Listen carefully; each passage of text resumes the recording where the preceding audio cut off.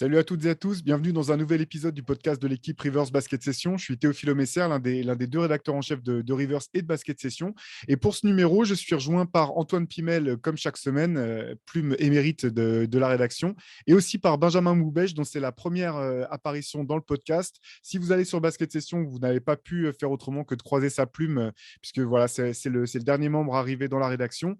Et c'est aussi le créateur du site L'Analyste et du podcast Le Carton. Donc, écoute, Benjamin, bienvenue dans cet épisode du podcast Rivers Basket Session. Ravi de t'avoir avec nous sur Basket Session, dans les pages de Rivers et aussi maintenant dans le podcast. Comment ça va, toi? Ça va super, merci beaucoup pour l'invitation. Forcément, c'est moi, je pense, qui suis le plus heureux d'être ici. Voilà, un plaisir de faire ce podcast avec vous et bien sûr d'écrire au quotidien, mais bon, ça fait déjà un moment. Donc là, c'est une première pour moi aussi, rookie sur le podcast. Antoine, toi, vétéran s'il en est de tout ça, comment ça va, toi? Ça va, en plein déménagement, le 8 millième en Ok, en donc si vous 3 êtes du ans. côté de Toulouse et que vous ne pouvez pas accéder à votre entraînement de cross-training à cause de la canicule, faites signe à Antoine Pimel, il trouvera le moyen de vous faire du cardio et de la muscu en même temps. J'en profite pour vous rappeler que les plumes de Benjamin et d'Antoine sont à retrouver aussi dans le nouveau numéro de Rivers. Le MOOC Rivers numéro 10 spécial Playmaker, qui est comme toujours disponible sur Basket Session. Voilà, la semaine dernière, avec Benoît Jamais, on avait présenté un peu en détail ce numéro.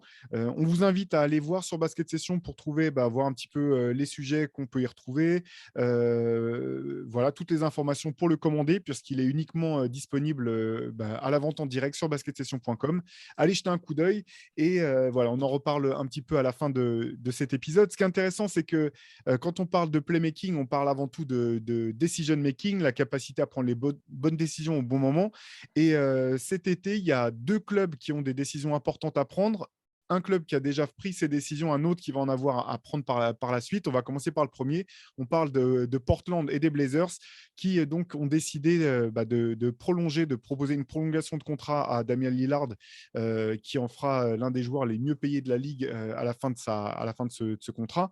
On va revenir ensuite en détail un petit peu sur les autres moves qu'ont fait les Blazers. Première chose, tous les deux, Antoine, Benjamin, qu'est-ce que vous avez pensé de l'été de Portland jusqu'à présent et de leur capacité à être compétitif l'année prochaine? Benjamin, nouveau venu, rookie, on va te laisser la parole en premier. Ça marche, ok. Moi, écoute, je trouve ça assez convaincant parce que en fait, les Blazers avaient certes des gros moyens, mais c'est pas un marché qui est extrêmement attractif pour les agents libres parce que c'est pas une franchise qui a réussi à gagner le titre, même aller en finale NBA ces dernières années. Donc, c'est pas les Lakers, c'est pas les Warriors, etc.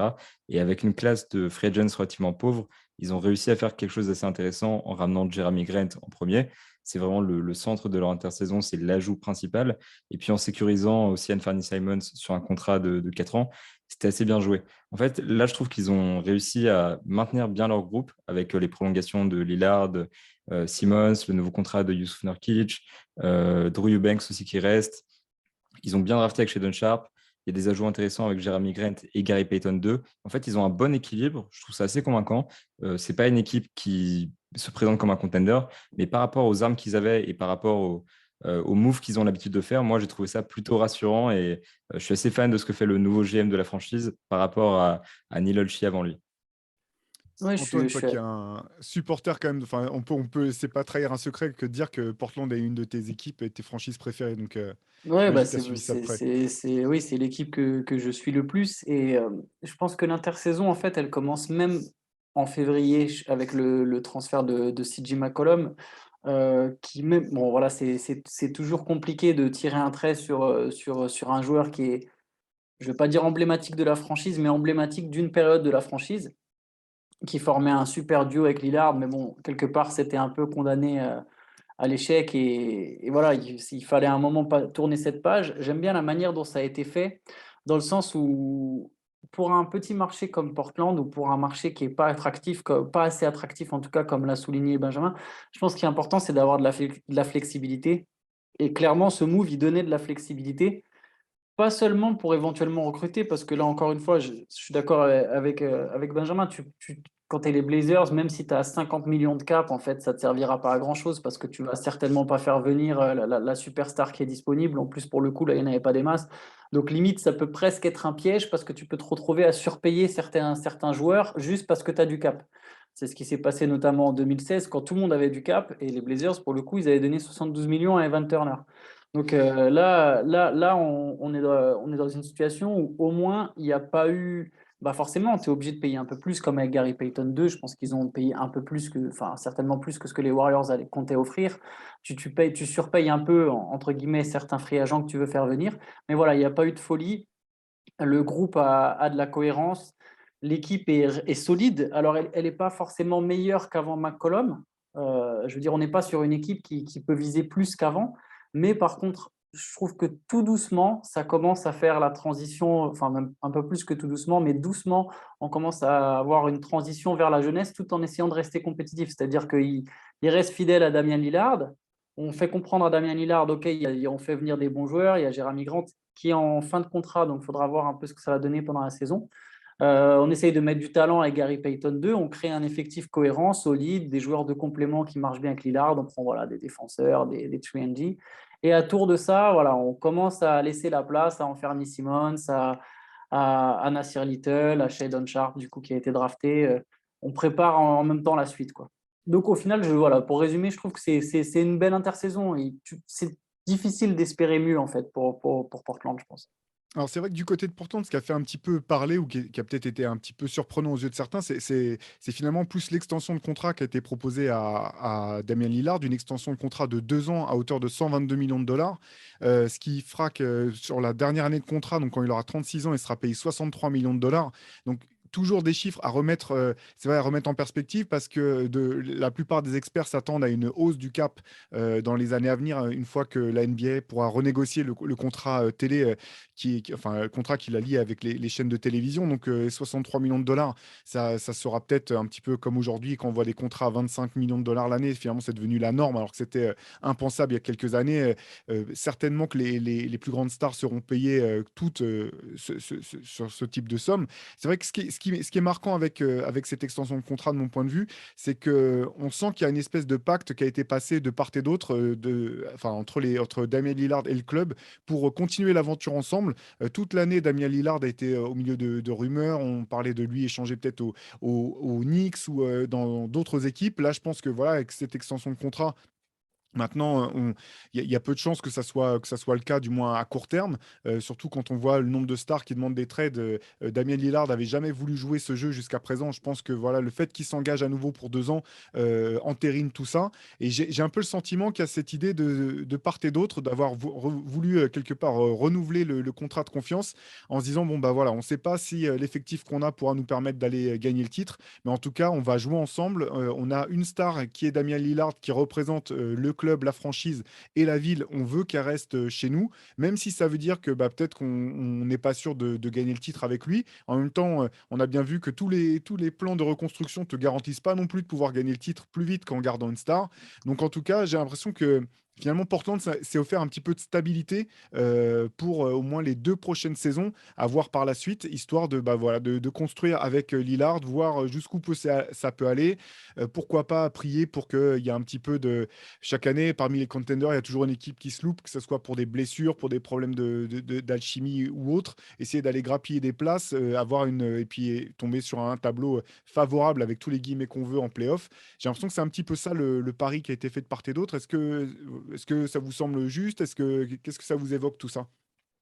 Bah, je pense que c'est assez cohérent, effectivement, parce que déjà, les Blazers, on l'a dit pas mal de fois, c'est pas une équipe qui recrute beaucoup de stars. Donc, le temps de trouver un autre joueur comme Damian Lillard, qui en plus aime autant le maillot que Damian Lillard, ça risque de leur prendre des années. Une reconstruction, ça garantit surtout pas de retrouver un joueur comme lui, qui est aussi loyal et qui a autant envie de gagner à Portland et pas ailleurs.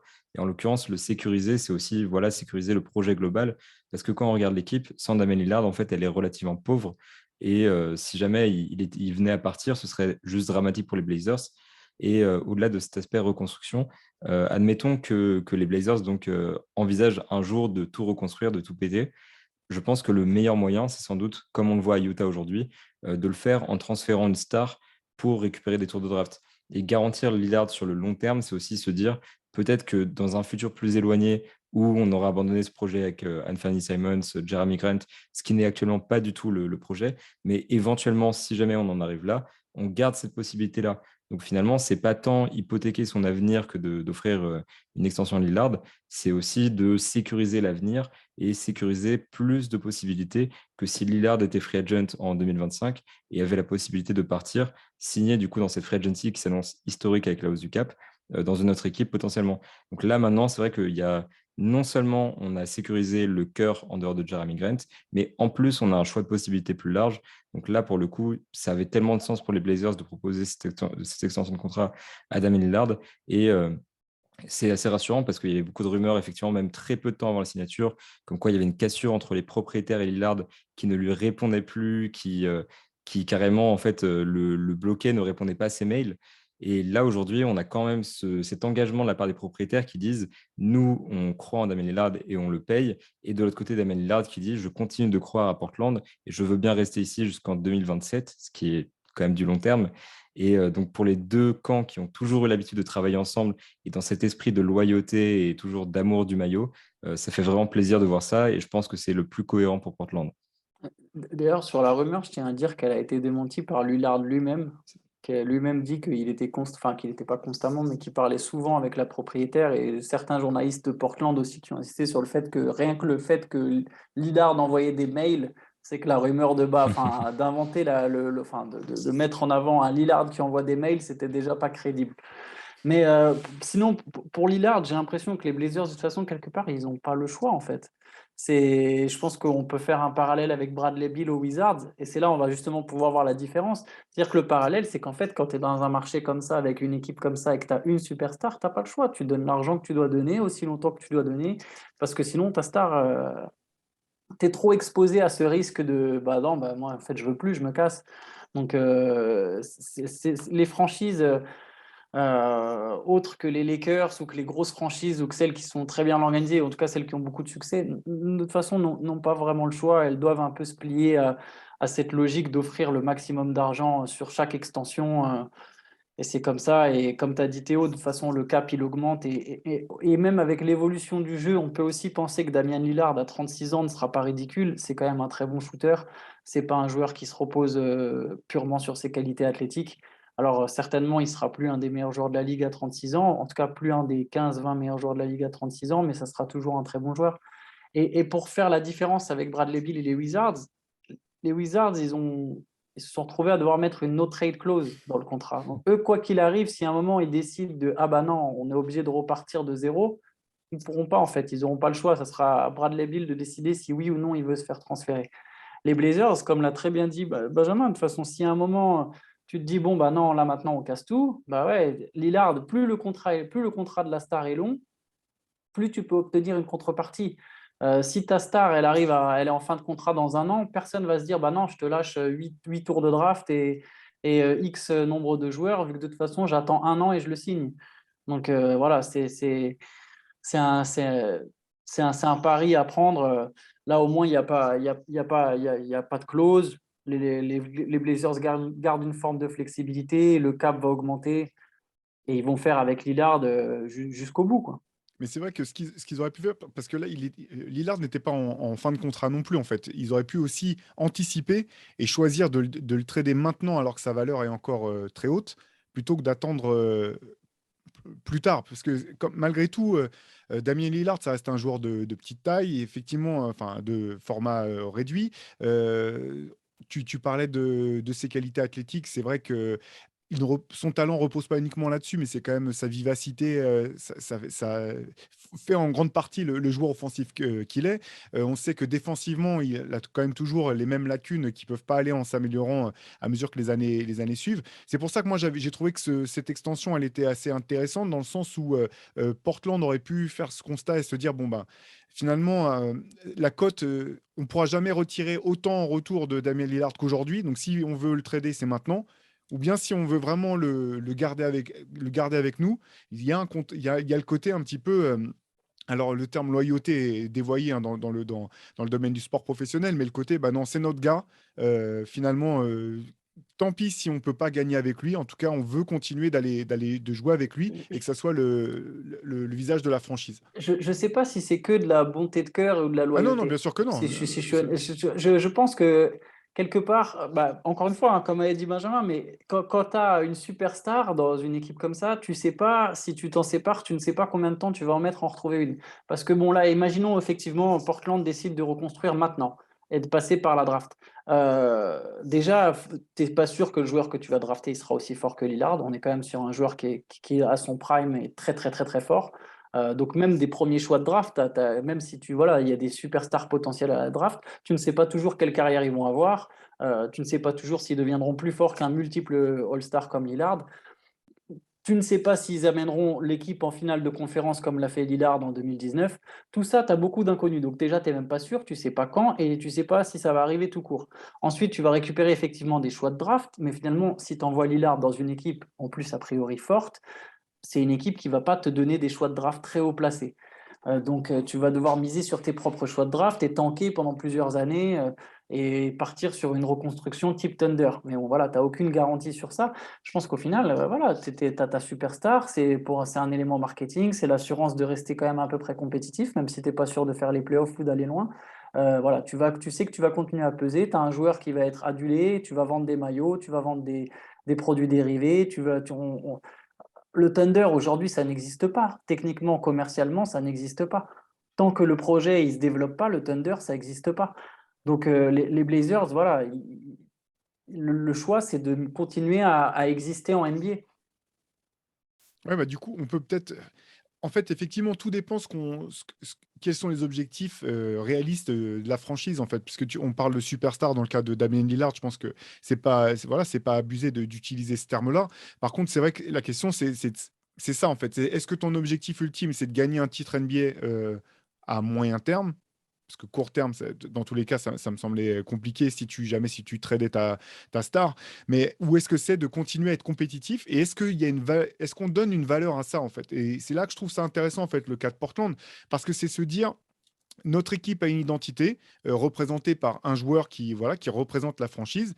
Et bah, nous, on va pas simplement, c'est pas championship or bust, c'est pas soit le titre, soit rien du tout. Il y a une valeur, il y a quelque chose qui est intéressant pour nous en tant que franchise dans le fait de défendre les couleurs du club et d'essayer d'être compétitif soir après soir, même si on sait, et là on va pouvoir peut-être en venir à cette partie-là, même si on sait qu'avec l'effectif tel qu'il est, on n'aura pas les armes a priori sur le papier, hein, parce qu'après la compétition c'est autre chose, mais sur le papier on n'a pas forcément les armes pour vraiment jouer le titre avec l'équipe qu'on a actuellement. Est-ce que donc je vais enchaîner avec cette question-là et commencer par toi, Benjamin. Toi, avec l'effectif actuel de Portland, sachant qu'il y aura peut-être quelques modifications à la marge encore d'ici la reprise, quel potentiel toi tu prêtes à cette équipe telle qu'elle, notamment au sein de la conférence Ouest? Ce que je dis souvent dans l'Ouest, c'est que c'est une conférence extrêmement dense qui va encore se densifier l'année prochaine. Donc en réalité, les Blazers, c'est extrêmement flou parce que c'est une équipe qui, à mon avis, a un plancher relativement bas parce qu'on ne sait pas encore comment Damian Lillard va revenir. Potentiellement extrêmement bien, mais on ne sait pas encore exactement à quel niveau il va jouer. On ne sait pas encore quel impact ça va avoir de le voir avec un ailier shooter, un ailier défenseur, un petit peu ce qui manquait aux Blazers. Je veux croire qu'ils vont aller en playoff. Ils ont clairement les armes pour, mais on est dans une conférence dans laquelle les Clippers reviennent avec Kawhi Leonard, les Lakers reviennent, on l'espère en tout cas pour eux, avec Westbrook en meilleure forme, avec LeBron James et Anthony Davis en meilleure santé. Les Kings sont les Kings, mais sont quand même une menace pour le play-in. Certes, le Jazz va descendre, mais les Wolves se sont renforcés. Beaucoup d'équipes comme les Nuggets vont se renforcer encore. On est vraiment sur une conférence en fait où passer un tour de playoff est clairement un challenge immense par rapport à l'Est où il y a des équipes un peu plus faibles qui peuvent aller faire les playoffs. Donc déjà, c'est la première priorité.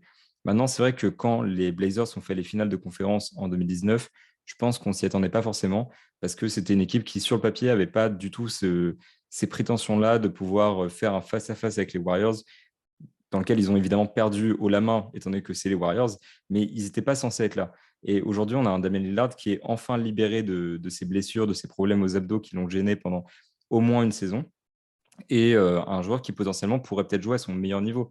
Et c'est un joueur qui a déjà fait, sur sa dernière saison non blessée en 2020, plus de 30 points de moyenne avec 8 passes et plus de 40% de 3 points. Donc c'est une star offensive qui a une valeur puisqu'on avait l'exemple tout à l'heure, bien supérieur à Bradley Beal et qui a une valeur quasiment euh, inimitable en NBA. En fait, il y a très peu de joueurs qui aujourd'hui ont plus de valeur sur le plan offensif que Damian Lillard. Et autour de lui, il y a un groupe cohérent, il y a un groupe avec beaucoup de profils qui leur manquaient. Je parlais des ailiers shooters et de la défense sur l'aile qui leur a beaucoup manqué ces dernières saisons. Donc, j'ai envie de dire, ce groupe, c'est extrêmement, c'est extrêmement variable. Je donne une fourchette extrêmement large. Je les vois aussi bien finir troisième de la conférence sur une grosse surprise que dixième éliminé du play-in parce que l'Ouest est trop dense. Donc, c'est vraiment, je pense, la surprise de l'année prochaine, les Blazers. Ouais, je suis assez d'accord. Je dirais que passer un tour de playoff, ça me semble très très peu probable. Euh, Aller en playoff, ça sera déjà difficile. Après, je pense que faut voir comment ça démarre. Mais en tout cas, c'est une équipe où il y a des joueurs, il y a une belle rotation. S'il y a pas de en fait, l'Ouest, c'est tellement dense que quelque part, ça va dépendre un peu de la saison pour chacun, enfin, comme toujours, de qui est blessé, qui a des blessés, qui doit faire face à ce genre de choses inattendues. Maintenant, voilà, je dirais que le potentiel, il est autour de la huitième place, en fait, entre 6 et 10. Ça ne m'étonnerait pas que les Blazers soient dans le play-in plutôt que vraiment sereinement tête de série à l'Ouest. Ça, j'y crois pas trop. Maintenant, je les vois bien arracher les playoffs quand même sur le play-in. Après, passer un tour, effectivement, ça me semble trop compliqué. Par contre, je ne sais pas si le plancher est si bas, dans le sens où, par contre, il y a trois joueurs qui sont quand même très jeunes avec du potentiel, à savoir Simmons, Little et Sharp, même si c'est un peu compliqué vu qu'il est rookie et qu'il n'a pas joué quasiment de la saison, hein. En tout cas, qu'il n'a pas joué pendant 6 mois et que là, en plus, il est blessé. Donc, mais voilà, selon le développement de Simmons, selon celui de Little, selon celui de Sharp, bon, ils peuvent viser un peu plus haut. Mais bon, effectivement, là, aller en playoff, ça serait déjà une opération réussite, alors que c'est évidemment pas l'objectif de Lillard, hein, mais si on est réaliste, je pense qu'à l'Ouest, c'est difficile de viser vraiment beaucoup plus. Ouais, ce qui va être intéressant, c'est effectivement, comme tu le soulignais, Benjamin, de voir dans quel état de forme revient Damien Lillard. C'est vrai que les échos qu'on a pu avoir ou lire par-ci par-là étaient plutôt encourageants sur un retour en grande forme. J'ai le sentiment, parce que je suis partagé comme vous, hein. Je pense que voilà, entre le play-in et la septième place, c'est à peu près ça, effectivement, la fourchette. Ce qui va être intéressant de voir, malgré tout, c'est effectivement cet effectif me semble cohérent autour de Damien Lillard. Et comme tu le disais, Antoine, si ça prend bien, en fait, dès le début de l'année, il peut y avoir une belle mécanique qui se met en place malgré tout. Ça peut être ce type de surprise, je pense.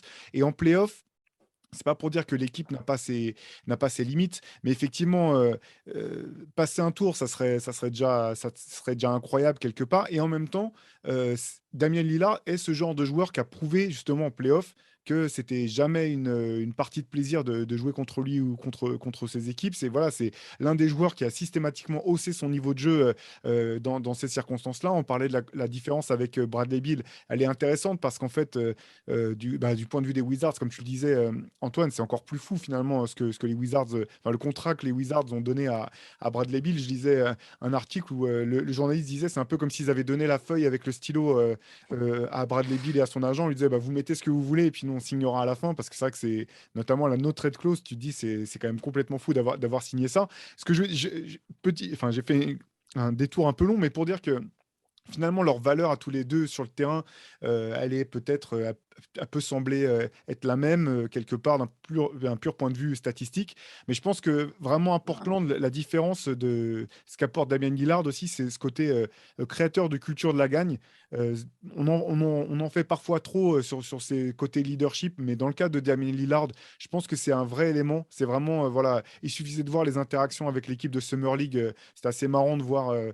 Quand l'équipe des Blazers a remporté la Summer League, ils ont appelé Damien Lillard tout de suite pour faire un petit échange. Enfin, c'est des choses comme ça qui sont un peu, comment dire, anecdotiques. Mais je pense que c'est vraiment le genre de joueur qui peut fédérer autour de lui, notamment un groupe, comme tu le disais, Antoine, qui est à la fois jeune, mais aussi capable d'apporter à court terme. Tout de suite, Simmons, on va voir cette année. Ça va être intéressant de voir s'il aura passé le cap qui peut ben, lever encore un peu plus les espoirs de Portland. Il y a d'autres joueurs qui sont jeunes et talentueux. La signature de Gary Payton Jr., même si elle était coûteuse, c'est aussi un joueur voilà, dont l'impact est indiscutable. On l'a vu encore il y a quelques mois en finale NBA où il a eu un impact énorme avec les Warriors.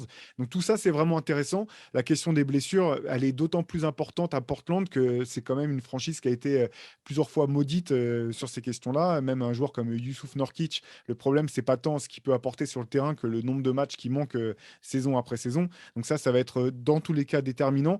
Mais c'est vraiment une équipe dure à cibler. D'un côté, je pense qu'effectivement, elle a ses limitations pour essayer d'aller chercher soit une place dans les 4 premiers ou même espérer aller loin en playoff. Mais moi, j'aime bien quand même le côté. Déjà j'aime bien le fait que quand les superstars restent dans une équipe, parce que ça se passe bien, je trouve ça chouette. En fait, c'est toujours quand même plus marquant un joueur qui a fait toute sa carrière dans un club, ça marque plus les esprits. Et en plus, je trouve qu'il y a une valeur à ça, en fait, finalement, de se dire, bon, bah, j'ai peut-être pas gagné le titre. On va peut-être pas gagner le titre avec notre star, mais bah, c'est notre équipe, on croit en elle, on va aller jusqu'au bout, jusque là où on pourrait. C'est vrai que moi, c'est ce que j'espérais pour Russell Westbrook du côté du Thunder, parce qu'à un moment, c'était aussi sa position de se dire, bah, moi, je vais rester quoi qu'il arrive. Depuis qu'il est parti, c'est un peu triste d'ailleurs, son parcours et son évolution en tant que joueur. Donc voilà. Tout ça pour dire que je ne vais pas réutiliser le terme de loyauté. Tu as raison, hein, Antoine, on n'est pas là. Les gens ne sont pas là pour se faire des cadeaux, certainement pas en NBA et dans le sport pro en général. Mais il y a un côté vraiment que je trouve bah, cool, en fait. Je ne sais pas Oui, comment dire oui, autrement, si, je vois, je suis d'accord. notamment pour un petit marché, de se dire et de montrer aussi aux autres joueurs qui pourraient venir ou qui pourraient éventuellement venir par la suite. Ben, nous, quand on a une star, quand on a un joueur important pour nous, et ben, on est prêt à aller loin avec lui et à essayer de l'entourer du mieux possible et pas forcément se retourner à la première occasion de reconstruire. Et puis, Et... Ah, pardon, vas-y, Benjamin, vas-y. ok, ça marche. Mais du coup, ouais, je trouve qu'il y a vraiment de beauté là-dedans parce qu'au-delà de. On se souviendra toujours des gens qui ont gagné des titres sur ces décennies, etc. Mais je pense que les Blazers de cette époque et Damian Lillard resteront aussi dans les esprits du fait qu'il y a eu des grands moments et du fait qu'il y ait toujours eu cette histoire de loyauté, d'amour du maillot, encore une fois, qu'on a très rarement aujourd'hui en NBA. Bradley Beal, ça reste un bon exemple, mais il est aussi dans une situation un peu particulière où justement on lui donne beaucoup, beaucoup de choses et qu'il ne pourrait pas forcément avoir ailleurs, alors que Damian Lillard a toujours été un top player, même un top 75 d'après les votants pour ces choses-là. Mais lui a jamais voulu partir de Portland parce qu'il aime la ville, il aime la franchise et c'est assez mutuel. Donc il y a un côté symbolique assez spécial et c'est comme si Portland était presque une bulle en NBA où c'est un petit peu la dernière franchise dans laquelle il y a une superstar qui a un niveau calibre presque MVP finalement, et qui reste là constamment malgré les échecs et malgré les petits problèmes, malgré peut-être des fois des erreurs du front office. Donc il y a vraiment, je trouve, une beauté là-dedans, et c'est ce qui fait que c'est dur d'oublier Damian Lillard et les Blazers. Et en fait, ils ont créé une sorte de legacy comme ça, à défaut d'en créer une par la victoire systématique. Et je trouve que c'est tout aussi efficace si leur objectif, c'est de marquer les esprits, de fonctionner comme ça. C'est quand même quelque chose d'assez important. Il y a l'aspect financier aussi, bien sûr, qui vient avec tout ça. On dégage des revenus en vente de maillots, etc. Donc Portland, finalement, certes, ne gagne pas, mais c'est une franchise fonctionnelle, c'est une franchise qui laisse une marque, et ça marche aussi pour Damian Lillard. Et tout ça, c'est dû à cet amour mutuel entre les deux. Mais en plus, je dirais que l'attitude que peuvent avoir les médias et même nous, le public, vis-à-vis de Lillard et des Blazers, ça montre à quel point on est influencé par les débats incessants sur les bagues, en fait. Parce que si on prend juste les rumeurs autour de Damian Lillard, ça a commencé comment? Tout simplement par, ah bah tiens, là on a une superstar qui gagne pas. Les superstars, quand elles gagnent pas, elles demandent son trade. Il devrait demander son trade ou il va demander son trade. C'est la suite, ça devient la suite logique. Et on se dit, bah voilà, Damian Lillard, oh, on aimerait le voir là, on aimerait le voir là, vu que ça gagne pas. Et en fait, il y a vraiment cette influence de bah, la bague, le transfert de la superstar. Alors que non, je pense on peut vraiment marquer la NBA autrement. Et c'est ce qui montre. J'ai pas l'impression que lui, malgré toutes les rumeurs qu'il y a eu depuis un an, j'ai pas l'impression que lui, à un moment, il est vraiment. Il y a eu un mini coup de pression avec Team USA pendant l'été, mais au-delà de ça, il y a quand même souvent eu il a souvent été sur la même longueur d'onde avec les Blazers et toujours dans cette idée de bah non, moi je veux rester fidèle et tant pis si je gagne pas. Donc quelque part, moi voilà, pour vous rejoindre, je trouve que ça peut donner un peu une autre image Et entre lui, alors évidemment, Curry et Giannis, c'est différent parce que bon, il y a eu des titres, mais voilà, redonner un peu cette idée que non, il n'y a pas forcément besoin de le débat du GOAT, ça ne concerne pas tout le monde, les bagues, ça ne concerne pas tout le monde. Il y a d'autres. Après, je comprends que n'importe quel compétiteur a envie de gagner un titre et de savoir ce que ça fait, mais il y a d'autres manières de rentrer dans l'histoire et qu'on se souvienne de soi et surtout de faire une belle carrière. Il y a pas que la bague au bout. Je veux dire, tout le monde se souvient de Charles Barkley et pourtant, voilà, il n'a jamais gagné. Il y en a plein d'autres comme ça, donc il Non, n'y a, il y a- je il suis y a tout pas que à fait ça. je suis tout à fait d'accord. Et ce qui est intéressant dans le cas de Portland aussi, c'est que c'est une ville qui n'a qu'une seule franchise de sport pro, c'est les Blazers. Donc en fait, quand tu es Damien Lillard, tu représentes plus même que les Blazers, tu représentes vraiment la ville. Et je pense que ça, on se rend pas forcément compte de l'impact que ça peut avoir localement, de ce que ça peut être aussi, ce que ça peut représenter comme attrait pour un athlète aussi, d'être finalement d'être je sais pas, il y a un côté un petit peu, je vais pas dire que c'est son royaume, le nord-ouest des États-Unis, mais il y a un petit peu ce côté-là aussi, quoi, d'être Portland, c'est Damien Lillard, c'est là où il laisse sa marque, là où il va écrire son histoire. Et ça, je pense que c'est aussi voilà, intéressant, très marquant, comme vous le disiez tous les deux. Les exemples de Yanis et de Curry sont intéressants. Il y aura aussi celui de Jokic qui sera intéressant à suivre. Il est jeune encore. La question de voilà, ces questions-là le concernent pas forcément, mais c'est vrai que je trouve ça assez rafraîchissant de voir des superstars qui arrivent s'extraire un petit peu de ces débats un petit peu trop fermés sur on peut pas être un grand joueur si on n'a pas gagné de bague, etc. Et se dire bon bah c'est ici que je vais laisser ma marque. Mais pour que ça marche aussi, il faut aussi que derrière, il y ait un front office et une franchise voilà, qui fasse le boulot. Parce que ce qui est intéressant finalement dans ce type en voyant les choses comme ça, c'est que on a aussi le sentiment que de part et d'autre, on prend ses responsabilités du côté des joueurs comme du côté du club, en se disant bon bah voilà, si on va pas au bout, ça sera de notre faute ou ça sera en fonction de nos limites à nous collectivement, et pas simplement de se dire bah, on n'a pas pu aller au bout, bah, c'était à cause de la star parce qu'elle n'était pas assez forte, hop on va la trader, ou la star qui dit bon bah finalement le club a pas su m'épauler comme il fallait, donc si c'est comme ça, je demande un trade. Là il y a un côté un petit peu bon bah on va devoir assumer nos responsabilités de part et d'autre.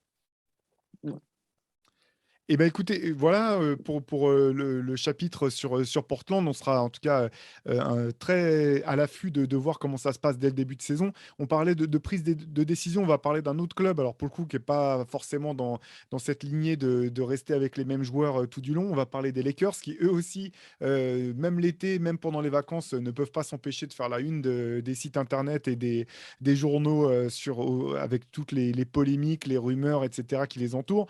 On va pas rentrer dans le détail de tout ce qui a animé l'été des Lakers jusqu'à présent, mais qu'est-ce que vous avez retenu, vous, Antoine et Benjamin, sur ces dernières semaines, de ce qui se dit, de ce qui se dessine du côté des Lakers, entre rumeurs de joueurs qui veulent pas se saluer, rumeurs de joueurs qui se sont appelés et maintenant tout va bien, avec un nouveau coach qui arrive.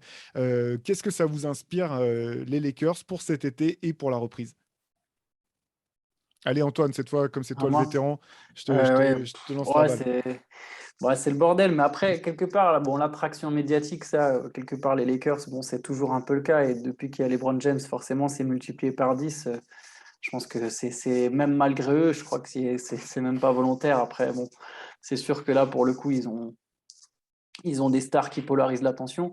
Ouais, bah, la dernière rumeur, c'est cette histoire du coup de téléphone, voilà, où LeBron James, Anthony Davis et Russell Westbrook ont mis les choses à plat. Ils se sont assurés qu'ils étaient toujours sur la même longueur d'onde et qu'ils voulaient bien la même chose. Donc, quelque part, ça peut être perçu comme une base encourageante. Je ne suis pas sûr que ça suffise, malheureusement. C'est-à-dire que ça fait une belle histoire. Si, voilà, s'ils vont au bout pour X ou Y raison, on pourra se dire, et voilà, ça a commencé ce coup de téléphone en juillet. Mais voilà, au-delà de la narrative, j'ai peur que le discours d'aujourd'hui, 19 juillet, c'est très bien, mais que la réalité du terrain, quand on va commencer à arriver en décembre et qu'il va commencer à faire un peu plus froid, quand il faudra aller faire des déplacements à Minnesota, à New York, et que quand Russell Westbrook, on se retrouvera un peu l'incompatibilité sur le terrain avec LeBron James, ou même avec Anthony Davis. Bon, ou qu'il y ait des moments plus difficiles quand il y aura 2, 3, 4 défaites de suite, que les Lakers perdront contre certains concurrents directs. C'est là où moi j'aimerais voir quelle sera la réaction. Après, je pense que dans tous les cas, ils ne peuvent pas faire pire que l'an dernier. Les Lakers, leur plus grande force, là, tout de suite, c'est qu'ils ne peuvent pas faire pire que l'an dernier, que ce n'est pas possible, que n'importe quel petit progrès sera de toute façon, de la même façon que tous les Lakers, c'est toujours très médiatisé. Le moindre petit progrès va tout de suite relancer toute une série de les Lakers sont-ils de retour? Les Lakers peuvent-ils gagner? Ils peuvent se nourrir d'une dynamique positive juste en se disant bon, bah, de toute façon, là, on est déjà meilleur que l'an dernier, ça va déjà un peu mieux. Ça, c'est un peu le bon scénario qui peut arriver pour les Lakers. Non, mais clairement, c'est Hollywood, hein, du début à la fin, c'est assez incroyable. C'est vraiment ces trucs de. Ils se saluent pas, ils vont de part et d'autre du terrain, ils restent loin. Ensuite, finalement, ils s'appellent et ils se rendent compte qu'ils s'apprécient. C'est les trois mousquetaires. C'est vraiment le drama hollywoodien et c'est vraiment nulle part ailleurs, à part peut-être New York. C'est vraiment quelque chose qui ne concerne que les gros marchés. Ça n'est jamais arrivé ailleurs dans les dernières années. C'est phénoménal. Et mine de rien, au final, toutes ces infos-là, toutes les rumeurs de Kyrie Irving aux Lakers, toutes les rumeurs de Westbrook out, Westbrook qui vire son agent, ces rumeurs de LeBron James a du mal avec Westbrook, etc. Ça a pris le pas sur le plus important finalement, c'est que les Lakers ont fait une free agency plutôt correcte. Alors, c'est pas non plus des folies, mais Damian Jones, Lonnie Walker 4, Troy Brown Jr. et Juan Toscano Anderson, c'est des joueurs relativement jeunes, c'est des joueurs de devoir, c'est des profils qui correspondent beaucoup mieux au groupe que l'année dernière. Donc déjà, ça, c'est quelque chose de positif. Et surtout, un nouveau coach. En fait, ça, on l'a quasiment oublié vu que tout le reste a pris le pas. Mais Darvin Ham est arrivé aux Lakers et c'est clairement le coach qui a l'air de convenir à la franchise parce que c'est un gars qui justement met ses joueurs face aux responsabilités. C'est un gars qui a une voix très forte dans le vestiaire, qui est vraiment un meneur d'hommes. Et c'est un petit peu ce qui manquait potentiellement aux Lakers et qui nous fait dire aussi que peut-être que la saison prochaine se passera mieux parce qu'il y aura un homme fort dans le vestiaire pour tenir les choses ensemble et surtout à qui on donne plus de pouvoir et à qui on fait plus confiance pour mettre en place une vraie alchimie, un vrai groupe qui n'est pas centré sur les désirs de LeBron James et les caprices de Russell Westbrook, mais bien sur un plan de jeu établi et cohérent, établi par le coach. Donc. Et j'ai l'impression que en fait, tout le drama qui est passé au-dessus nous a fait oublier ça. Et au final, l'été des Lakers, il est plutôt positif. C'est juste que, bon, bah voilà, c'est Los Angeles, on a les rumeurs, on a les magazine people, les paparazzi, et on en est à ce stade où maintenant, ça a pris tellement l'attention qu'on a tendance à presque oublier le reste. Mais voilà, il faut se concentrer là-dessus. Et quoi qu'il arrive, Russell Westbrook ou Kyrie Irving, le plus important pour le début de la saison, c'est de voir si le groupe est plus cohérent que l'année dernière dans les role players et dans l'entente, et de voir si le coach fait mieux son travail que Frank Vogel juste avant, et s'il arrive à fédérer le groupe réellement, ce que n'ont pas réussi à faire les derniers coachs. Oui, je suis d'accord avec toi, hein. L'été réussi quand même du côté des Lakers avec les signatures dont tu as parlé. C'est vrai que moi, ce que je trouve intéressant avec Darvin Ham, on en avait parlé rapidement dans le podcast dans un précédent épisode, c'est que même si c'est un coach rookie, c'est pas du tout un rookie. Ça fait des années qu'il est assistant de très bon staff en NBA et c'est un joueur qui a une carrière NBA tout à fait respectable par ailleurs. Et donc, même si c'est un coach rookie, je pense pas que ce soit le genre de coach qui se laissera marcher sur les pieds ou qui se laissera qui se laissera être impressionné par les stars auxquelles il aura affaire. Donc ça, j'ai trouvé que c'était un choix intéressant du point de vue des Lakers de ce côté-là, en prenant un coach qui manifestement est compétent et qui était parmi voilà, les assistants coachs les plus respectés de la ligue, et en même temps quelqu'un qui est pas neutre, qui aura une forte personnalité et qui va vouloir, qui se laissera pas marcher sur les pieds. Je sais pas s'il va chercher à laisser sa marque, mais en tout cas, qui se laissera pas faire. Donc ça, je trouvais ça vraiment intéressant. La difficulté pour Los Angeles, c'est que effectivement, très souvent, le drama prend le pas. Parfois, même très souvent, le drama peut prendre le pas et faire dérailler une mécanique, même quand les choses fonctionnent. Et la question que je voulais vous poser un petit peu à tous les deux, parce que depuis le début de l'été, on parle de trade de Russell Westbrook ou de qu'est-ce qu'en pense LeBron James. C'est celui dont on parle pas tellement finalement, c'est Anthony Davis. Et j'ai le sentiment qu'une des raisons principales finalement de la saison catastrophique de Los Angeles l'an dernier, c'est encore une fois les problèmes, les pépins de santé d'Anthony Davis, que depuis le titre remporté par les Lakers, j'ai pas eu le sentiment qu'il avait réussi à se hausser à nouveau au niveau qui en faisait l'un des, non, comme tu faisais allusion tout à l'heure, Benjamin, mais l'un des 75 meilleurs joueurs de tous les temps, selon ceux qui ont voté dans cette élection. J'ai pas eu l'impression qu'on ait revu ce joueur sur le terrain.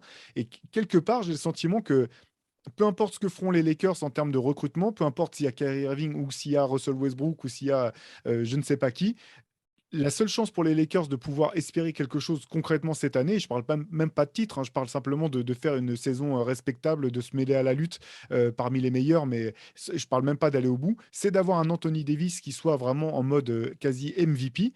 Et ça reste pour moi finalement presque l'une des plus grosses interrogations.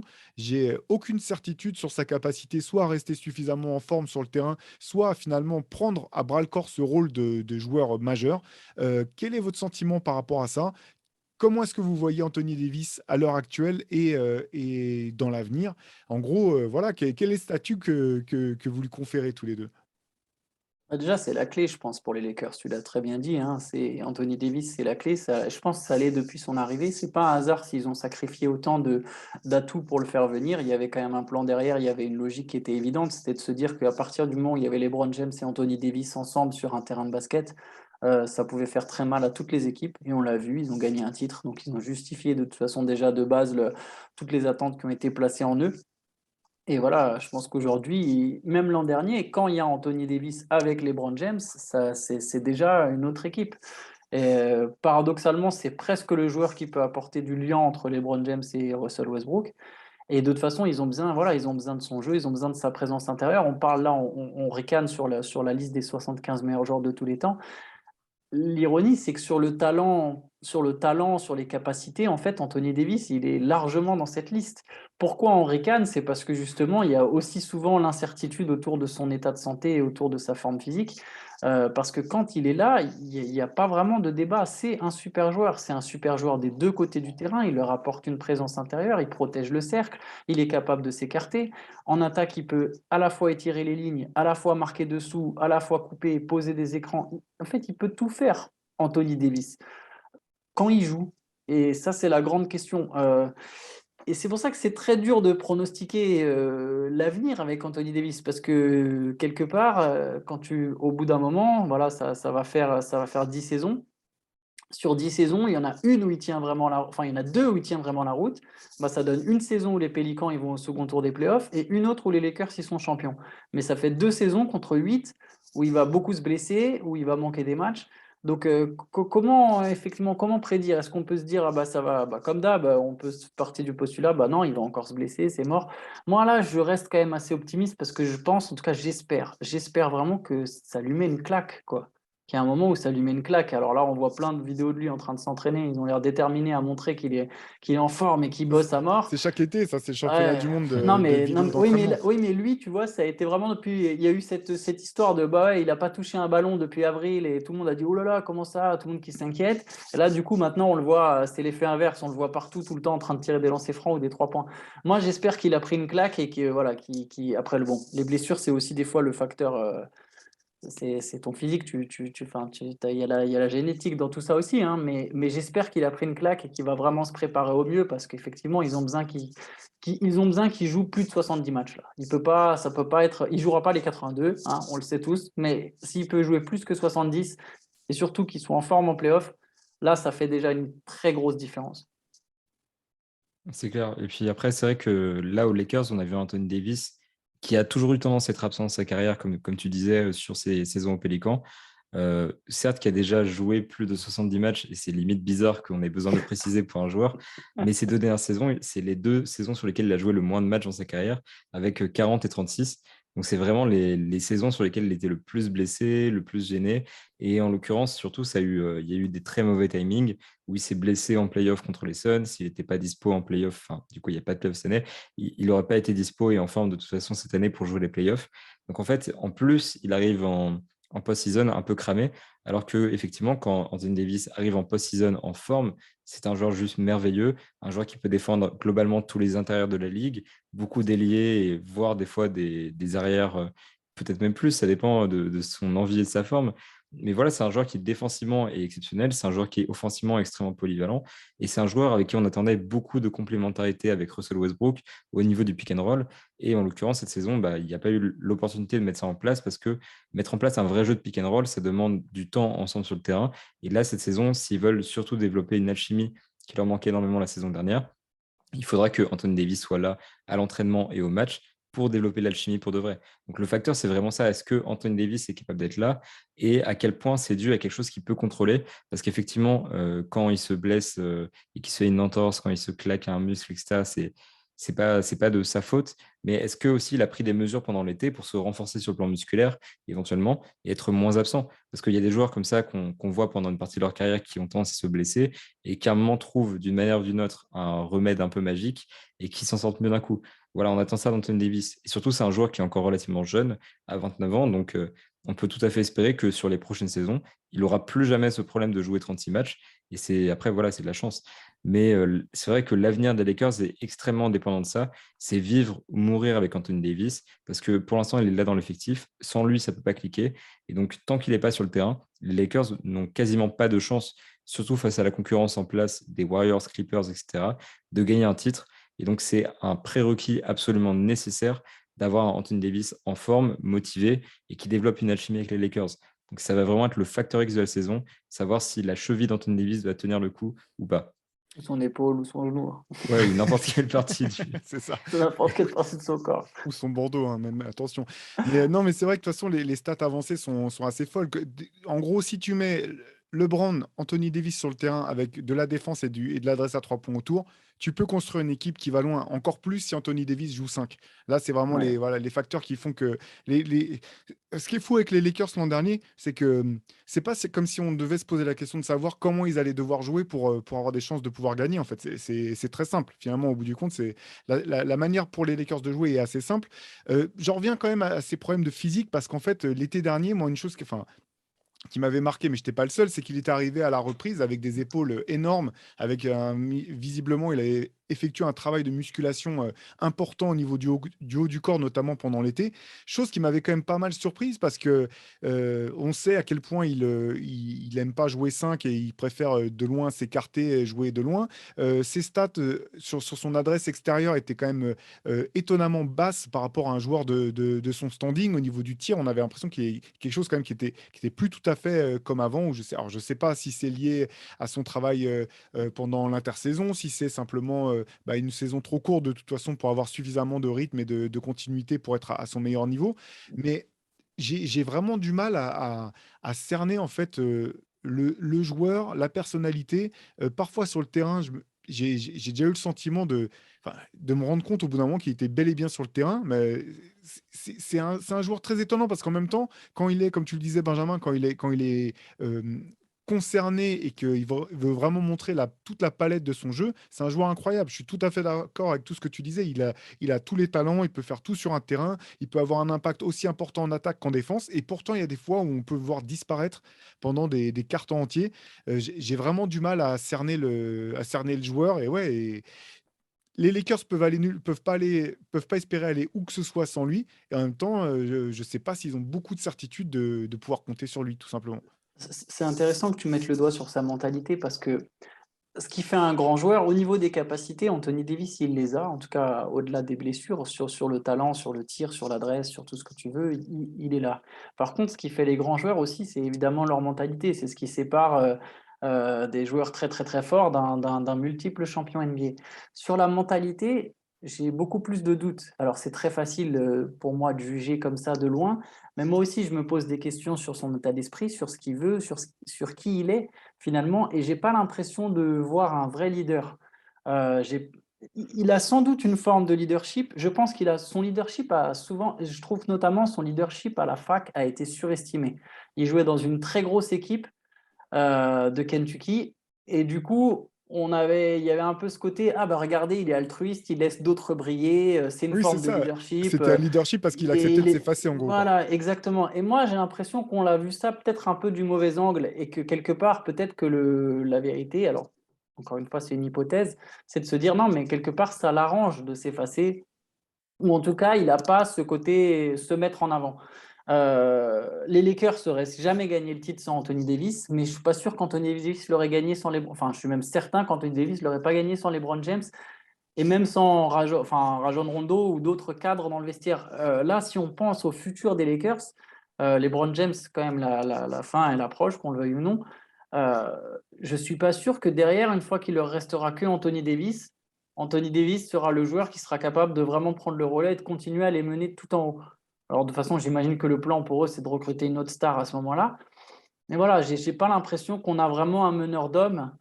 Et ça, en plus de l'état de santé, voilà, c'est l'autre point un peu sombre, un peu d'interrogation autour du bonhomme, quoi. Ouais, après, bon, c'est vrai qu'on en parle, on en a déjà parlé plusieurs fois. Au sein d'une équipe, tu n'as pas forcément besoin que tout le monde soit un leader charismatique qui Bien tire sûr. les autres à lui. La question, c'est plus de savoir. Et limite pour ces raisons-là, ça peut être. Enfin, je vais me faire l'avocat du diable, mais peut-être que même cet aspect-là de sa personnalité pourrait le rendre plus attractif pour d'autres superstars qui pourraient venir aux Lakers en disant bah, je vais pas dans l'équipe d'Anthony Davis, je Ça vais va venir, devenir les mon Lakers, équipe, ça va être ouais. mon équipe, et Anthony Ouais. Davis, ça sera mon sidekick tout de suite. Mais c'est vrai que c'est dur, c'est du point de vue de peut-être, enfin, du point de vue de LeBron, où tu te dis, des fois, tu te poses la question de savoir aussi. euh, alors, bon, aujourd'hui, je fais dans les clichés, hein, mais parfois on dit voilà, je veux jouer avec ce mec-là parce que je sais que je peux partir à la guerre avec lui. Quoi qu'il arrive, il va avoir, il va avoir, il va assurer mes arrières. On va aller, on gagnera pas, on gagnera peut-être pas, mais on va leur donner du fil à retordre dans tous les cas. Et quand je vois Anthony Davis, j'ai pas l'impression forcément de voir ce joueur-là. À l'âge que LeBron a, il est encore certainement loin de la retraite, mais plus tant que ça. Ses capacités et ses qualités sur le terrain sont toujours aussi incroyables, encore plus quand on voit le nombre de saisons qu'il a joué et son âge. Mais forcément, il va être de plus en plus, comment dire, il aura de plus en plus de chances de pouvoir se blesser ou du moins il y a un moment quand même où il va commencer à décrocher un petit peu. On l'a vu défensivement, hein, clairement. Mais le jeu offensif, il y a un moment où ça sera plus aussi facile que ça pour lui. Donc le temps tourne, quoi. Et je sais pas, vu comme les Lakers sont embarqués avec, d'un point de vue contractuel, avec bien sûr la grosse question autour de Russell Westbrook et les interrogations sur le fait qu'Anthony Davis puisse être un joueur sur lequel tu puisses compter, ne serait-ce que pour être en tenue le jour du match. L'avenir là me semble compliqué pour les Lakers, du moins tant que LeBron sera là et tant que l'objectif, ça sera de gagner des titres. Bah, je pense que c'est ce que disait Antoine un petit peu, c'est que Anthony Davis est plus ou moins la base, à mon avis, du projet des Lakers à long terme et que clairement, LeBron James, je ne sais pas si on peut s'attendre à ce qu'il reste cet été, mais au cas où il parte ou L'été prochain, tu veux dire, ou dès cet été l'été prochain, bien l'été sûr. prochain, ouais. Mais effectivement, si jamais il part l'été prochain, typiquement, le projet des Lakers, il va être confronté à un choix assez difficile de se dire, on a Anthony Davis, Westbrook sera agent libre et normalement ne sera pas re-signé. Il y a une classe d'agents libres. C'est un magnifique euphémisme, pardon. Il est magnifique. Et voilà, je préfère prendre des pincettes, on ne sait jamais comment T'as ira la raison. saison. Mais les premiers agents libres en fait, de la QV 2023, c'est des Chris Middleton, et j'ai du mal à le voir quitter Yanis pour rejoindre Anthony Davis. C'est des Kyrie Irving, et c'est un petit peu compliqué. Et au-delà de ça, il n'y a pas de star. Donc en fait, il y aura sûrement une année de transition en 2023, que LeBron soit là ou non, vers 2024, qui sera la prochaine cible des Lakers. Et moi, si je suis le management des Lakers, je pense que Anthony Davis, c'est comme disait Antoine, ma base, et que 2024, c'est la free agency sur laquelle je dois essayer de recruter des gars, parce que les Lakers seront systématiquement une des destinations citées pour toutes les stars de la ligue à ce moment-là. Les Knicks seront encore engagés sur leur projet actuel. Les Nets, on ne sait pas encore, mais seront peut-être libres. Mais ce n'est pas non plus une destination du standing des Lakers. Et les Clippers, justement, sont ceux qui pourraient perdre leur star à ce moment-là, puisque Kawhi Leonard et Paul George ont tous les deux leur player option en 2024. Et donc peut-être que 2024, c'est l'occasion de se dire, on va essayer d'aller recruter ces gars-là, on va essayer de reformer un nouveau projet.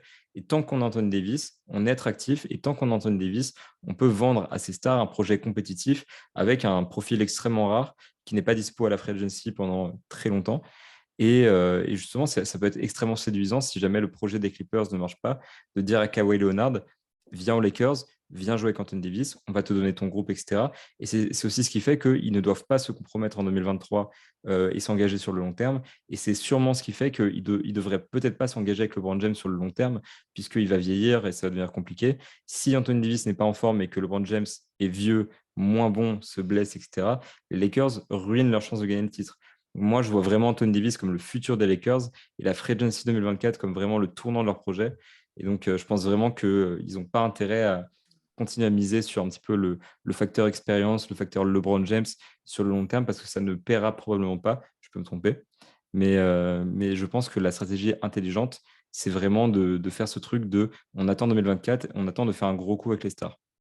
Je vais rétro-pédaler un peu sur ce que j'ai dit, parce que et je vais apporter une nuance, du coup, en tout cas, selon moi, à tout ce qu'on dit sur l'attractivité des Lakers, notamment, et des gros marchés. Euh, les Lakers et les gros marchés en général sont attractifs quand il y a une vraie équipe. Alors oui, il y aura toujours des gars qui auront envie de jouer à Los Angeles, je pense effectivement. Mais quelque part, si ça suffisait juste, les Knicks, ils signeraient toutes les superstars depuis, et pourtant, ce n'est pas le cas. Et quelque part, je ne suis pas si certain, alors peut-être que je me trompe, et je sais que j'ai dit le contraire il y a même pas 10 minutes, mais je ne suis pas si certain que les Lakers seront ultra attractifs en 2024 ou en 2025, une fois que LeBron sera parti, en fait. C'est une équipe qui est c'est quand même vachement le bordel dans l'organigramme, entre Jenny Buss, Rob Pelinka, et je pense que c'est le bordel, et je dirais même que dans la ligue, c'est connu que c'est le bordel aux Lakers. Il y a les rivalités, déjà, il y avait les rivalités longtemps entre frères et sœurs, pour ne serait-ce que qui contrôle la franchise, pas qui la possède, mais qui la contrôle. On a un board qui est c'est pas clair sur qui prend exactement les décisions entre, voilà, on a Jenny Buss qui est conseillée par Kurt Rambis, par la femme de Kurt Rambis, par Phil Jackson, par Magic Johnson. Je pense pas que ça fasse rêver les jeunes stars d'aujourd'hui, ces gars-là. C'est des mecs qui sont quand même vachement déconnectés de la réalité et qui sont ancrés dans un truc passé. Donc, quelque part, c'est le bordel. Alors, c'est un gros marché, c'est Los Angeles, mais je suis pas sûr que ça séduise tant que ça. Euh, En fait, J'attends de voir quel jeune star va vouloir vraiment aller aux Lakers, en fait. je pense que le point de comparaison, c'est un peu LeBron 2018 quand il arrive et finalement l'équipe en place, elle est extrêmement jeune, elle n'a rien prouvé. Le coach, on a des doutes. Il y a Magic Johnson qui est à la tête des opérations basket. Donc, on sait aussi que c'est bancal et il vient quand même aussi parce qu'il y a cette promesse de dire on va faire un projet sur mesure pour toi. Et je pense que c'est là où les Lakers peuvent se démarquer. C'est qu'en 2024, potentiellement, certes, c'est le bordel aux Lakers, mais ils ont potentiellement cette promesse où ils vont dire écoute, on te ramène aux Lakers, il y a Anthony Davis, et le reste, c'est ta franchise, et c'est ton projet, et on va tout faire pour toi. Et ça, c'est un truc que les Lakers sont les seuls à faire finalement. À part les Nets ces dernières années, bon, ça n'a pas très bien tourné, mais les Knicks, déjà, sont pas aussi attractifs et n'ont pas du tout cette mentalité de dire on va ramener un mec et il va tout décider chez nous. D'ailleurs, ils n'ont jamais réussi à ramener le mec à la base. Bah, il y a Euh, eu Melo, hein. Ils ont ouais, mais tenté bon, avec Melo. Je pense que n'importe quel free agent qui convoite, Kevin Durant, quand le même été où Kyrie et les Knicks, ils lui proposent exactement la même chose que les Nets, hein. Ils lui après, proposent exactement la même il est chose. Par contre, toujours, ils sont toujours envisagés, ils sont dans les discussions, etc. Mais ça fait quasiment une décennie qu'ils sont plus vraiment oui. ce marché-là. Mais en fait, les Lakers, ils ont une place particulière aussi due à leur histoire, etc. Et du coup, c'est ce qui fait que malgré tous les problèmes, malgré toutes les reconstructions foireuses, les dirigeants foireux, etc., les Lakers, paradoxalement, restent toujours attractifs. Et c'est pour ça que je me dis que s'ils arrivent à séduire un gars en leur disant vraiment, maintenant, ça va être ton équipe et on va faire tout ce que tu veux, ils se mettent à genoux comme d'habitude, comme avec LeBron James, ils ont leur chance. Je ne dis pas que c'est ce qui va se passer, mais je pense qu'ils ont leur chance. LeBron, pour moi, c'est pas comparable par contre, en fait. J'ai l'impression que LeBron en 2018, c'est pas un très bon exemple, si tu veux. Enfin, c'est un très bon exemple, mais c'est pas la même chose. C'est-à-dire que LeBron, je pense que déjà dans sa tête, quoi qu'il arrive, il avait prévu ce move. Je pense que Move, on en avait fait un papier sur le MOOC justement, hein, dans notre MOOC Los Angeles. Ce MOOC, il dépasse largement le cadre du sportif et il dépasse tellement le cadre du sportif que ce n'est pas vraiment comparable avec ce que tu vas présenter à d'autres free agents. Imaginons par exemple le Ja Morant. Alors, je suis d'accord avec toi, les Lakers, ça restera toujours plus attractif que le Thunder. Il y aura toujours ce passé glorieux, il y aura toujours le maillot Lakers, il y aura toujours Los Angeles. Ça, c'est vrai. Je pense que tu as raison. Par contre, tu vois, par exemple, Kevin Durant, l'été où les Knicks Nets, et ça va reprendre justement, c'est ça que je voulais mettre en avant, les Knicks, je suis quasiment sûr, hein, ils présentaient exactement la même chose que les Nets à Kevin Durant. Ils lui donnaient les mêmes droits, exactement la même chose. Ok, tu peux venir, si Kyrie peut venir avec toi, DeAndre Jordan, il n'y a pas de souci, qui d'ailleurs jouait aux Knicks à l'époque, ils le font venir 6 mois avant, pas pour rien, hein. Je pense vraiment qu'ils lui donnaient exactement le même projet, ils lui donnaient la même chose. Par contre, ce qui a fait la diff, bon, il y avait James Dolan sans doute, hein, mais il y avait aussi ce côté, les Nets, c'était sérieux. Il y avait une vraie reconstruction, il y avait une vraie âme d'équipe. Les Lakers, je pense que les Lakers, le nom Lakers ne suffira pas. C'est-à-dire que enfin oui, ça peut suffire pour faire venir certaines stars, mais on le voit bien de nos jours, les franchises qui pèsent quand même dans les négociations, les Lakers, ils sont toujours plus ou moins, mais il y a quand même ce côté, il faut que tu puisses présenter une structure solide, ton management soit solide, que ton idée, ton projet soit solide. il y a des stars qui vont tomber dans le panneau, comme tu as dit, enfin dans le panneau, à tort ou à raison d'ailleurs, qui vont tomber dans le côté OK, on te donne tout ce que tu veux, tu viens chez nous. Mais je ne pense pas qu'il y en ait tant que ça, en fait. Je pense que plus l'évolution actuelle de la Ligue va pas vers ça, et va plus vers des stars qui veulent soit jouer avec d'autres stars, et c'est souvent le plus gros truc, c'est OK, moi je veux jouer avec un tel, soit elles veulent un projet cohérent. Un projet cohérent avec une autre star, il faut préciser. Un Parce que cohérent, mais où il y a une autre star. Je ne sais pas si Anthony Davis et le projet des Lakers sera le plus attirant en 2024, par exemple. Parce que c'est vrai que l'arrivée de LeBron, c'est plus LeBron qui a choisi les Lakers que les Lakers qui Ouais, ont choisi LeBron à l'époque. LeBron. Ouais. Il y avait beaucoup de ça quand même. Et il savait aussi il allait pouvoir dicter toutes ces demandes, avoir tout ce qu'il voudrait et que l'équipe, quelle qu'elle soit, en fait, enfin, c'est peut-être le seul ou l'un des très rares joueurs qui peut choisir l'équipe dans laquelle il veut jouer et imposer tout ce qu'il veut. On l'a vu dans les choix de management, le trade pour Anthony Davis, tout ça, c'est mis en place par le GM et par le staff, mais c'est validé par le brand quoi qu'il arrive.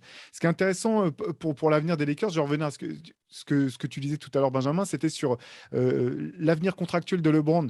Il sera donc effectivement free agent à la fin de la saison prochaine.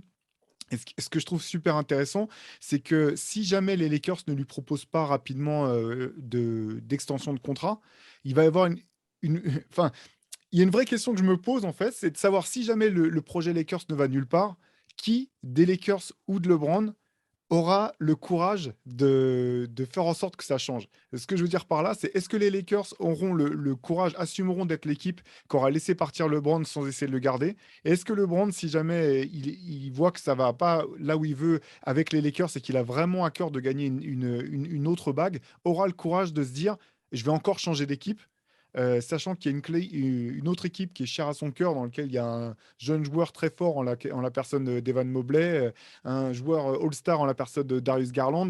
L'attrait des Cavs, là, si jamais les Lakers ne proposent pas une extension à LeBron rapidement, je vous dis ça comme ça, je ne sais même pas s'il y a du fond derrière, mais ce que je sais, c'est qu'il y aura des rumeurs tout au long de la saison qui vont venir polluer la saison des Lakers. Donc je me demande vraiment si jamais ça marche pas du côté de LA, lequel des Lakers ou de LeBron aura le courage d'appuyer Mais sur la gâchette. il va la signer avant, je pense. Il va prendre un 1+1 parce qu'il y a, enfin, je pense qu'il va prendre un 1+1. Après, peut-être que justement, quelque part, l'offre, à mon avis, elle est déjà quelque part sous la table, hein. Je pense qu'il sait très bien qu'à n'importe quel moment, il lui propose l'année supplémentaire là, pour aller au moins jusqu'à la draft théorique de son fils. Après, à voir si Bronny est drafté ou pas. Je pense que là, c'est même plus lui qui a le levier, en fait, qui est plus en mode, bah non, tant que je vois pas trop ce qui se passe, je pense qu'il attend de voir peut-être avec Westbrook, est-ce qu'il y a un transfert ou pas, pour éventuellement. Après, là, voilà, c'est très tiré par les cheveux, c'est un peu ce que je dis, mais quelque part, c'est peut-être plus lui qui est en train de mettre cette pression et qui garde cette pression.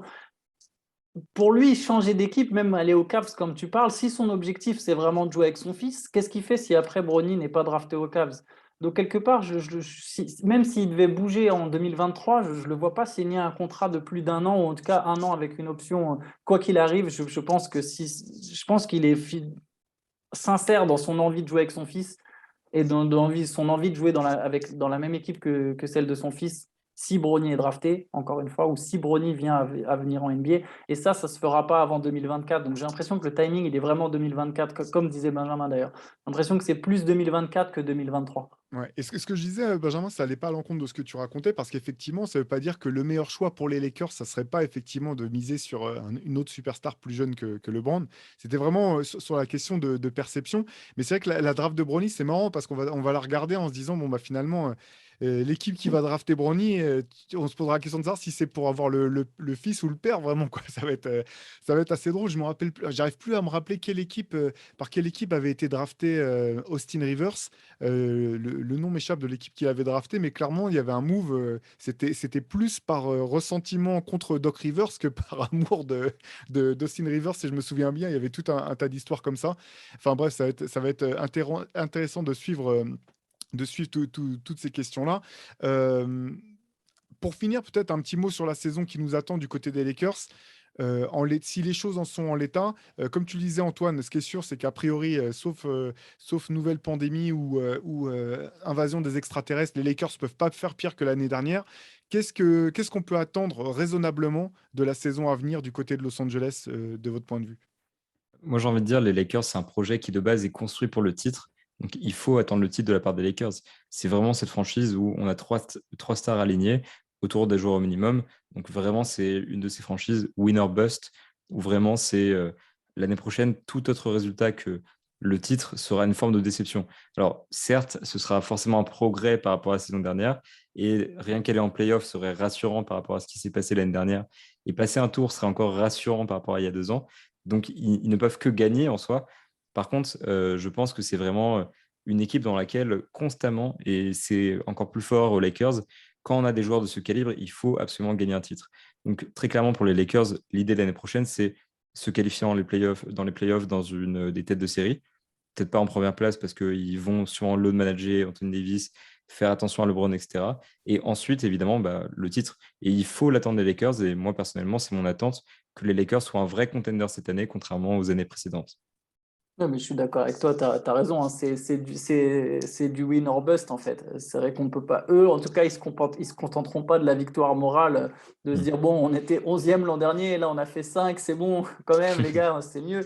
Non, je crois que tu as tout à fait raison, voilà, faut aller au bout, c'est les attentes que tu dois avoir. Après,